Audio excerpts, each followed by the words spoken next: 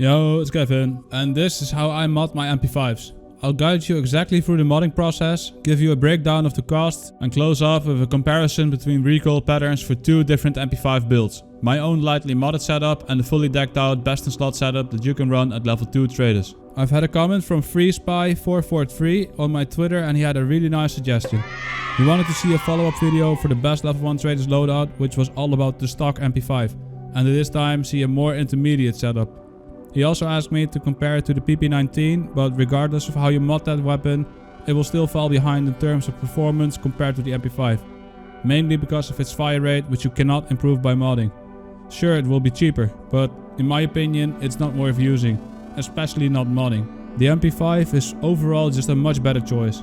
If you want to learn more about this, I've made a full comparison video between the two, which will be linked in the description.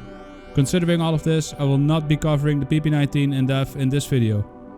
FreeSpy also raised the question of how the MP5 actually stacks up to the MPX, which is also unlocked at level 2 traders.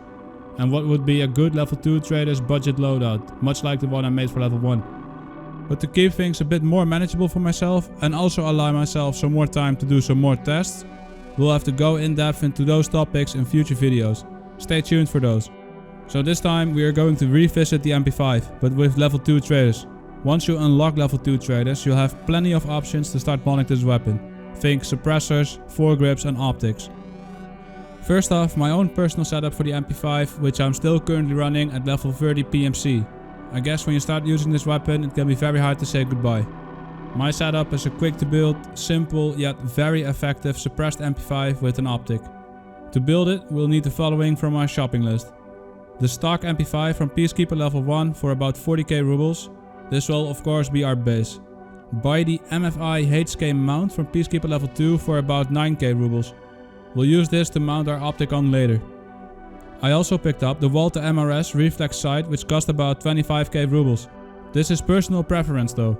It is a bit on the pricey side, so if you really want to keep it budget, you can also pick up the PK06 reflex sight from Skier level 1 for 17.5k rubles, which is also a very good choice.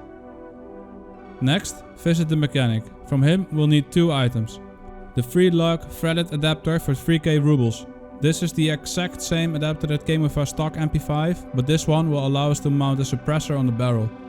Also at level 2 mechanic, you'll see this AAC Illusion 9 suppressor for 36k rubles. This is a very good value for money suppressor. I've had plenty of occasions before where my enemies were unable to pinpoint my location thanks to it. It also helps that it looks pretty dope if you ask me. In total, this setup will cost you about 113k rubles if you mod it the way I do. Up next, we'll take a look at the best MP5 you can build with level 2 traders, with all of the best in slot items you currently have access to. And I'll also explain why I don't run this setup myself. The only things we can add on my personal build are a better handguard and a different buttstock. The HK A3 buttstock is sold by Peacekeeper level 2 for about 17k rubles. And when we pull up both of their examine menus, we can see that its stats are actually worse than the HK A2 when it comes to recoil reduction. I would advise against buying this one. It has a slightly better stat for ergo, but this is already insane on the MP5 to begin with. An interesting side note about this buttstock is that its examine text says that it's retractable, but we have no option to actually fold it in the stash. Nikita, please. Anyway, next on the list is the MP5 TL-99 aluminum handguard sold by Mechanic level 2, and it will set you back an additional 14.5k rubles. It has 3 available mounting slots. 1 for a foregrip and 2 for tactical devices, lasers or flashlights. Let's also pick up the best foregrip we can with level 2 traders. With its -4% recoil and +4 ergo, the RK-1 foregrip is our best option when it comes to recoil reduction, as the MP5 already has insanely good ergonomic stats. It's sold by Skier at level 2 for a price of about 12.5k rubles. I will not be adding any tactical devices to this build because they will only increase the price and not change any of its performance. Adding up these attachments, the handguard and the foregrip, you're looking at an additional expenditure of about 27k rubles, meaning the total expenditure will be just over 139k rubles. Now that we have the shopping out of the way, it's time to return to the stash and get building. For anyone who might not already know, I'll show you how it goes. We begin our short journey with the stock MP5. Take off the free lock adapter from the barrel and replace it with a threaded one. Slap on the suppressor and the MFI HK mount. Then the optic. For the best in slot level 2 build, we do the following. We continue by removing the handguard, put the TL-99 in its place, and now we can drop the foregrip on it. And that's it. Pretty easy, huh? Let's now compare the stats of the fully modded one on the right and my own version on the left. And as you can see, the difference in these two builds in terms of stats is absolutely minimal. The -4% recoil reduction from the foregrip really doesn't make any major impact in terms of stats. I believe that because of the way these attachments work, giving a percentage reduction in recoil instead of a flat number, they are a bit wasted on the SMGs with their already low recoil stats. They would be a lot more beneficial on weapons that have a higher recoil out of the box. Because if the total amount of recoil is higher, the same percentage reduction will result in more absolute recoil difference. Having said that, we'll still have to see how it holds up when we compare the spray patterns. But for an additional 21k rubles spent, it's not looking good so far, in terms of stats. I'll come back to this later.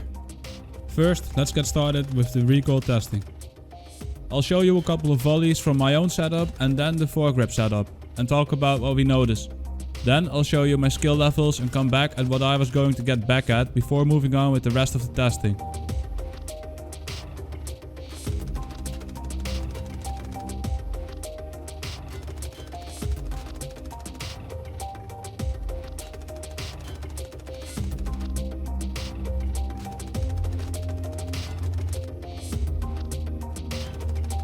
So while the initial couple of volleys seem to be tighter than the non-foregrip build, it still appears to be very random at times.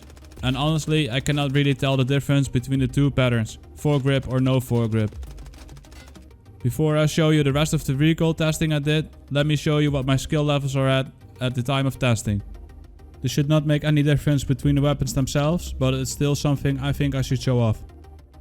So as you can see, at the time of testing, my mastering for the MP5 is at level 2. My SMG skill is at level 4, which means I get an additional 2% in my recoil reduction, as well as increases in weapon switching speed and reload speeds, but those stats are irrelevant for this test. My recoil control skill is at level 9, which means my recoil in general will be lessened by 5%. Alright, so to come back at what I was gonna get back at, replacing the default handguard with a TT-99, it may not, in terms of performance, be worth it to stick a foregrip on. But when it comes to making money, this is not that terrible of an idea.